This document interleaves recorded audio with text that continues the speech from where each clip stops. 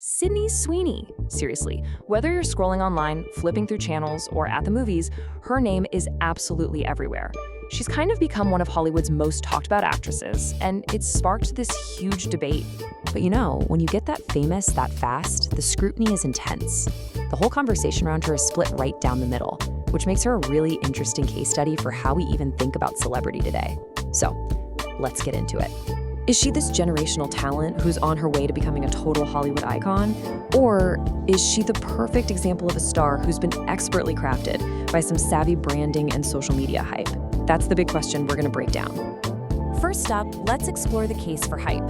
And honestly, the evidence is powerful because this goes way beyond just being popular. We're talking about cold, hard cash and a real, measurable impact on culture. And this slide right here shows you the real financial power we're talking about. When American Eagle launched its most expensive campaign ever, with Sweeney front and center, its stock price jumped 4% in a single day. That's not just influence, my friends. That's literally moving the market. And that was not a one-off. I mean, from Miu Miu and Armani to Laneige, she has become, as the brand management company puts it, one of the most in-demand brand partners out there. Every single collaboration sees this huge spike in visibility, which just reinforces the idea that her brand by itself is an incredibly valuable asset. And all that brand power, it translates directly to the box office. Her rom-com, Anyone But You, was a massive sleeper hit. It pulled in over $200 million worldwide, becoming the first rom-com to do that in years. It proved she can open a movie. But here's the kicker. A huge part of that movie's success wasn't from traditional marketing. Nope. It was a grassroots TikTok trend of fans dancing to a song from the film as they left the theater. This shows her incredible cultural influence, the ability to spark these organic, viral moments that studios can only dream of. So, okay, the marketing case is strong, no doubt about it. But is there actual substance behind all that style? Let's switch gears and look at the other side of the argument. Case for her pure acting talent. And this just brilliantly illustrates her range. On one hand, you have her Emmy-nominated role as Cassie Howard in Euphoria, a performance that's all raw, messy, viral emotion. Then on the complete other end of the spectrum, she plays the quiet, controlled, real-life NSA whistleblower reality winner. And her work in reality did not go unnoticed. The esteemed critic Sheila O'Malley from RogerEbert.com called her performance very impressive. Perfectly modulated. It's one thing to be popular, but it's another thing entirely to earn that kind of critical acclaim for such a subtle, dialogue-driven role. And her dedication to her craft goes to some pretty extreme lengths. This isn't just a job for her. An article in Backstage magazine revealed that for an early audition to play a character who was terrified and trapped, she actually had her parents lock her in their crawl space just so she could understand the feeling. I mean, that is an extreme level of commitment.